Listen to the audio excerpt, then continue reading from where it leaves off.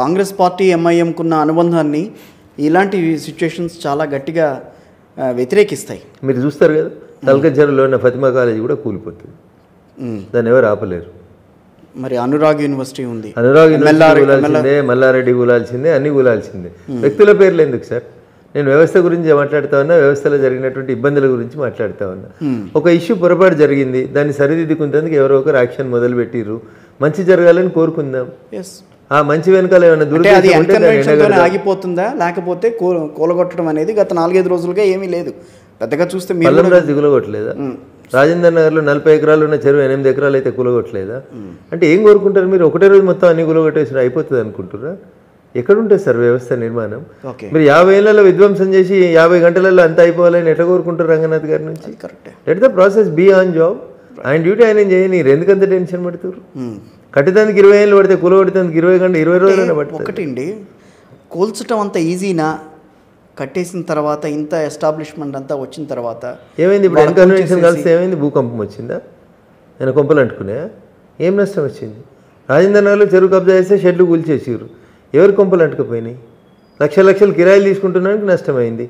చెరువైంది మీ తాత జాగిరా? మీరు ఏమైనా కట్టిరా చెరువు? కట్టని నీకు కూలగొట్టే అధికారం లేకపోతే పూడ్చే అధికారం ఎవడిచ్చిండు? అందుకనే ప్రకృతికి ప్రకోపం వస్తుంది. వాయనాడు వచ్చింది, ఉత్తరాఖండ్ వచ్చింది, కేదార్నాథ్ వచ్చింది, 2020లో హైదరాబాద్ మునిగిపోయింది. ఇలా మీరు నన్ను ఇంటర్వ్యూ చేస్తున్న టైంలో అక్కడ విజయవాడలో ఏం జరుగుతుందో, కృష్ణానది ఏం చెప్తుందో, సింగినగర్లో ఏం జరుగుతుందో ఒకసారి చూడుండ్రి. ఒకసారి ప్రకృతి విధ్వంసం చూడాలనుకుంటే ఇట్లే చెరువులు కుంటలు కబ్జా చేయండి. 1917లో టిఆర్ మాల్తూస్ అనేటువంటి ఒక ఎడ్యుకేషనిస్ట్ రష్యాలో చెప్తాడు, మనుషుల జనాభా ఎట్లా పెరుగుతుందంటే 2, 4, 4, 4, 16, 16, 16, 36, 326 ఇట్లా పెరుగుతుంది. కానీ మనిషికి అవసరమైన పంచభూతాలు పెరుగుతలేవు. భూమి, గాలి, నీరు పెరుగుతున్నాయా? మీరు పెరిగినట్టు. భూమి ఏమైనా ఎక్స్పాండ్ అవుతుందా? గాలి ఏమైనా ఎక్స్పాండ్ అవుతుందా? మరి ఎట్లా భరిస్తుంది భూమి ఇంత దుర్మార్గాన్ని, ఇంత బరువుని? అందుకనే వాల్కెనోలు, సునామీలు, ఎర్త్క్వేక్స్ వచ్చి జనాభాని భూమే నియంత్రిస్తుందో అంటాడు. అది చెప్తే వినడానికి కొంచెం నవ్వుకున్నట్టు అనిపిస్తుంది, కానీ ఇలా నియంత్రణ జరుగుతుందా లేదా? ఎందుకు వచ్చింది కరోనా? ఎందుకు వచ్చినది సునామీ? ఎందుకు వచ్చింది?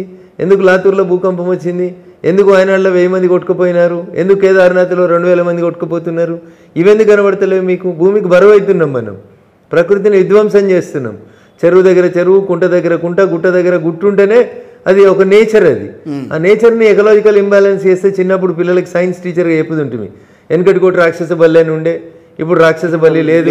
జూ కాడికి పోతే జూ దగ్గర ముంగటోటి రాయితోటి చేసిన బొమ్మ కనబడుతుంది, లేదా ఇంగ్లీష్ సినిమాలు చూస్తే ఇట్లా నోరు తెరిచి వచ్చి దుంకుతుంది డ్రాగన్, ఇది రాక్షస బల్లి అని చెప్పుకునే పరిస్థితి తీసుకొస్తున్నారు మీరు. ఒకప్పుడు విశ్వనగరం ఉండే, ఒకప్పుడు భాగ్యనగరం ఉండే అని చరిత్ర పుటలో మన పేజీలు ఉండొద్దని కోరుకుంటారా ఏంది మీరు?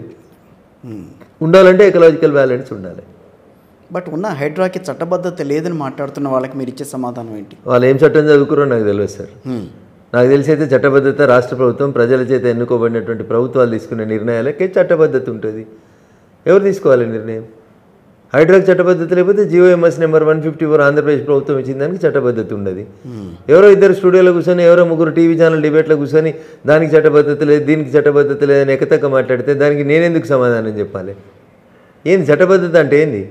ప్రజల చేత, ప్రజల కొరకు ప్రజలు ఎన్నుకున్న ప్రభుత్వం ఒక జీవో తీసుకొస్తే దానికి చట్టబద్ధత లేకపోతే టీవీ ఛానల్లో కూర్చొని మాట్లాడినానికి చట్టబద్ధత. కానీ 311 జీవోని తీసుకొచ్చినట్టే తీసుకొచ్చి మళ్ళీ వెళ్ళిపోతూ బీఆర్ఎస్ గవర్నమెంట్ దిగిపోతున్నప్పుడు ఆ టైంలో కొంత దాని మీద సడలింపు అనేది కావాలని చెప్పి గట్టిగా మాట్లాడారు.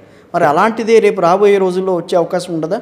ప్రజా ప్రయోజనం ఉన్నటువంటి అంశాల మీద విస్తృత స్థాయిలో చర్చ జరగాల్సిన చోట దురదృష్టకరం ఏంటంటే వ్యక్తుల అభిప్రాయాలే ప్రివేల్ అవుతున్నాయి తప్ప ప్రజా సమస్యలు ప్రివేల్ కాకపోవడం అనేది బాధాకరమైనటువంటి విషయం. ఇది నరేంద్ర మోడీ గారి ప్రభుత్వం తీసుకొచ్చింది కాబట్టి ఇటు దిక్కున్న వాళ్ళంతా ఎస్ అనాలి, ఇటు దిక్కున్న వాళ్ళంతా నో అనాలి. ఇందులో మంచి ఏంది అనేది ఎవరు ఆలోచించారు? కరెక్టే. ఇంత దుర్మార్గంగా ప్రజాస్వామ్యాన్ని దిగజారుస్తుంటే ప్రతిపక్షాల గురించి ఒకసారి ఆలోచించుకోవాల్సిన అవసరం ఉంటుంది ప్రజలు కూడా. మీరు కూడా ఇన్నాళ్ల పాటు రాజకీయాల్లో ఉన్నారు కాబట్టి ప్రతిపక్షాలు తప్పేనని ఒప్పునైనా what is wrong in it? జయ జయ హే తెలంగాణ జననీ జయ కేతనం ఎందుకు ఈ రాష్ట్ర గీతం కాలేకపోయిందని 7 సంవత్సరాల తెలంగాణ రాష్ట్ర శాసనసభ తర్వాత నేను గెలిచిన మొదటి రోజు, నాకు మైక్ ఇచ్చిన మొదటి రోజు నిండు సభలో చంద్రశేఖరరావు అన్నటువంటి నిలబెట్టి మాట్లాడిన ఒకే ఒక ఎమ్మెల్యే ఎవరంటే అది రఘునందన్ రావే. మరి అంతకుముందు ఉద్యమం చేసిన బల్కసుమన్ మాట్లాడలేదు, ఎవరి మీద పడితే వారి మీద 6 అడుగులు ఎగిరిన హరీష్ రావు మాట్లాడలేదు. నాయన మరి మనం ఇది దీన్ని తీసుకొచ్చి జయ జయ తెలంగాణ జయకేతనం తెలంగాణ ఉద్యమంలో వాడిపించినాం, దీన్ని రాష్ట్ర గీతం చేద్దామని చెప్పి మా కంప్యూటర్ల మంత్రి కేటీఆర్ గుర్తుకు రాలేదు. మరి ఆ రోజు ఎందుకో రఘునందన్ రావు ఒకటే లేచి మాట్లాడిండు. అందశ్రీ గారు నేను ఈరోజు దాకా గెలవలేనా జీవితంలో. ఎస్. కానీ తెలంగాణ ఉద్యమం చేసి వచ్చినటువంటి ఒక వ్యక్తిగా సార్ నువ్వు చెప్పినావు కదా, జయ జయ తెలంగాణ జననీ జయన కేతనం అనే ఈ పాట తెలంగాణ రాష్ట్ర గీతం అని. నువ్వు ముఖ్యమంత్రి 7 ఏళ్ళు అయింది కదా సార్, ఎందుకు దీన్ని రాష్ట్ర గీతంగా ప్రకటించావని అడిగినా. ఆ రోజు మరి కనవలేదు ఎందుకో, రఘునందన్ కేసీఆర్ మీద మర్రబడ్డాడు అని చెప్పి ఎందుకు కనవలేదు మీకు? కానీ ఎందుకు మాట్లాడలేదు? రఘునందన్ గారు ఎప్పటి నుంచో ఎమ్మెల్యే కదా, 3 సంవత్సరాలు కదా నేను ఎమ్మెల్యే. మరి అట్లాంటప్పుడు ఆ విషయాల్ని అప్పుడు లేవనెత్తకుండా ఏ విషయం? హైడ్రా ఇప్పుడు ఈ కూల్చివేతల విషయం కానీ, లేక మీరు అనుకుంటున్న ఈ చెరువుల విషయం, కబ్జా విషయం కానీ, ఇవన్నీ అప్పుడు మాట్లాడకుండా హైడ్రా అనేది ఒకటి తీసుకొచ్చిన తర్వాత, అది కాంగ్రెస్ పార్టీ తీసుకొచ్చిన తర్వాత మీరు మాట్లాడటం అనేది నిజంగానే మీ పార్టీలోనే కొంత వ్యతిరేకత కనిపిస్తోంది. సరే, వ్యతిరేకిస్తారు వ్యతిరేకిస్తారు సార్, దానికి నేనే పెద్ద బాధపడాల్సింది ఏం లేదు. కాదు కదా, మీరు ఒకటి గుర్తుపెట్టుకోరు, ఏదన్నా మాట్లాడితే ఒక సమయం సందర్భం ఉన్నప్పుడు మాట్లాడాలి. ఎప్పుడు పడితే అప్పుడు మాట్లాడితే పిచ్చోడు అని అనుకుంటారు జనం. మీరు కమరాయనకి ఇనుప వస్తువుని ఇచ్చి కొలిమిలో పెట్టి అది బాగా వేడైన తర్వాత సుత్తెతో కొడితే మీరు చెప్పినట్టు వంగుతుంది అది.